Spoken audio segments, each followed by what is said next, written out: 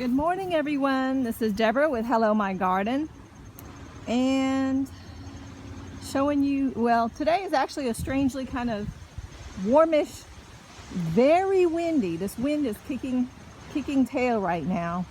Very, very windy, but so I want to give you kind of a status update. I don't know how much you're going to be able to hear with this wind blowing, but right here we've got my comfrey, this is the best year for our comfrey. Just from all this rain, we had another 4 inches this week, which is funny because, you know, the news, when we watch the news in the morning, they always under report the rain I get. So we have a rain gauge, of course, and so they said something like 2 inches or whatever, but we got 4 this week. Anyway, they do that all the time.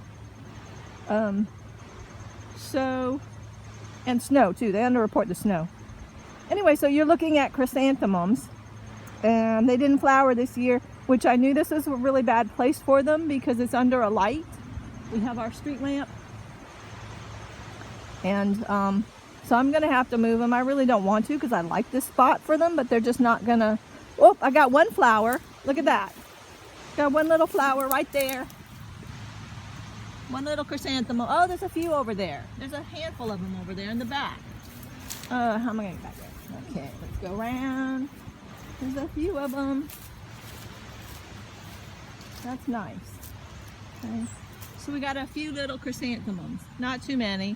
But because they're daylight, they are dependent on the day of light. And my street lamp up there is making it seem like the daylight is 24 hours.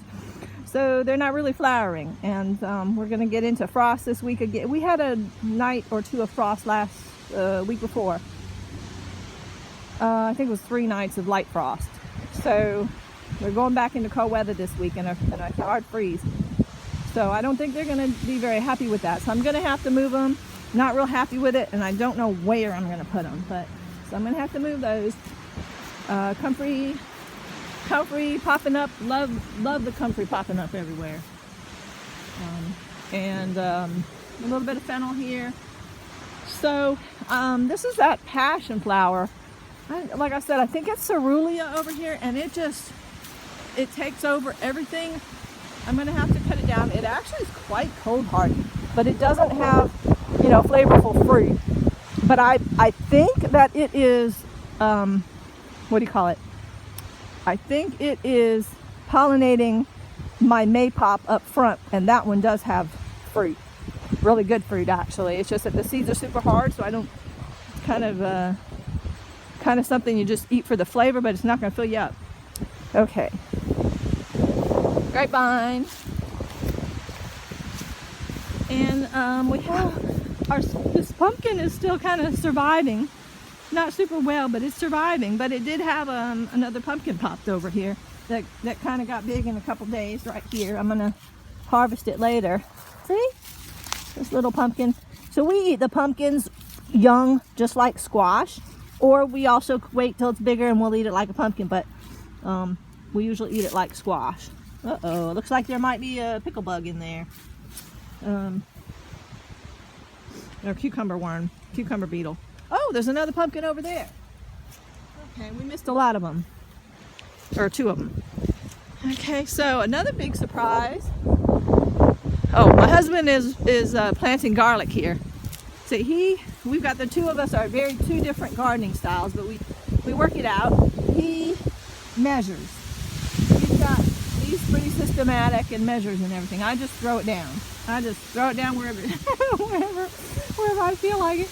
He actually, so I kind of did a good job with my carrots, and then the rabbits and squirrels dug them all up, so I had to replant everything, and the second time I just kind of threw them all down.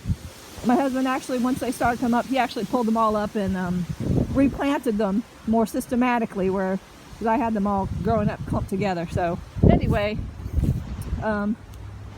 these are carrots. The carrots are looking good. Carrots are so good in the wintertime. I don't even bother growing them in the summer here or in the fall, or well, I do start them in the fall, late fall.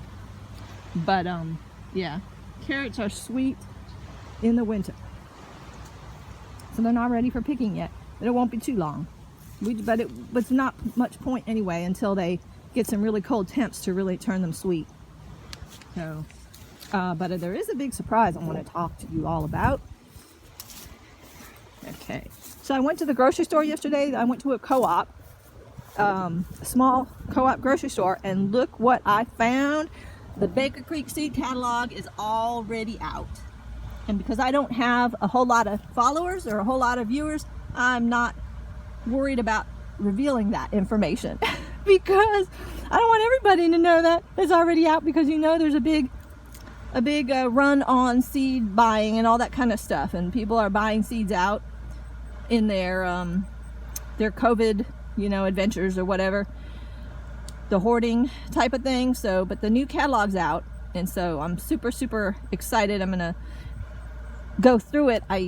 It's been 24 hours. I don't know about all you what you're doing to stay safe at COVID, but I kind of quarantine everything. So anything that can be let out, I sit it out for a week or two before I touch it. Like groceries and all that stuff, unless fresh groceries, of course we clean up and put it away right away, or I wipe it off with alcohol if it's in a box or something like that, or a bottle. So I can't really do that with this, but I used a Kleenex to bring it out here. But I think I'm going to go ahead and go through it right away and just make sure I wash my hands real good touching it and that kind of stuff. But so I don't know what you all doing about your COVID precautions, but that's kind of ours. We kind of sort of quarantine everything. But anyway, so I want to let you know it's out, and that you can order them from them, but I like to pick it up at the store. They have it at the co-op, and usually Whole Foods has it too, but I didn't see it there yesterday, but I did see it at the co-op store.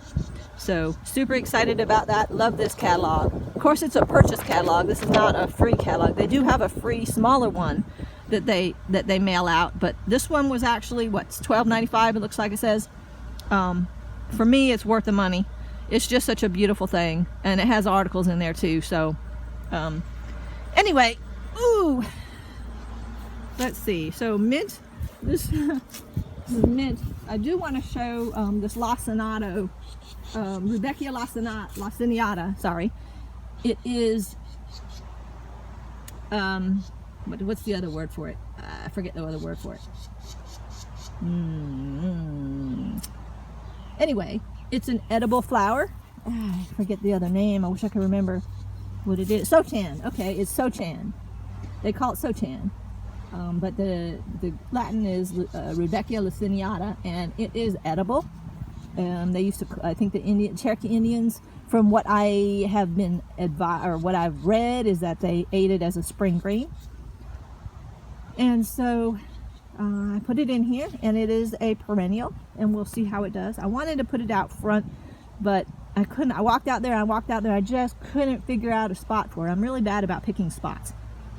So I put it here, and we'll just see how well it grows, and if the deer leave alone, the voles leave alone, and it does well, and it increases, then I'll split it out and put some up front next year, or in the springtime. So this is a stevia that we've had for a couple years now, and the bees just super love it. Okay, so that was the laciniata, Rudbeckia laciniata, and going back towards the carrots and show you our greens bed. Got a greens bed right here, and actually even late this year we had a couple of cabbage worms in there, some mustard. The bees are still, the Tulsi's still live, and the bees are just loving it. And then here, of course, is that we're clearing out, my husband's clearing out the celosia. There's some bees that are drunk on the pollen. And some peppers, my poor little peppers, getting a little light now. They were blocked by these celosia. Got a few little peppers in there. Anyway, so that's the status of the garden right now. I hope you guys are having a great, as good as it can be week. It's been a trying year, and we just have to go on from there. And I hope you're growing food and everywhere you can. And I hope you have a great day. Bye.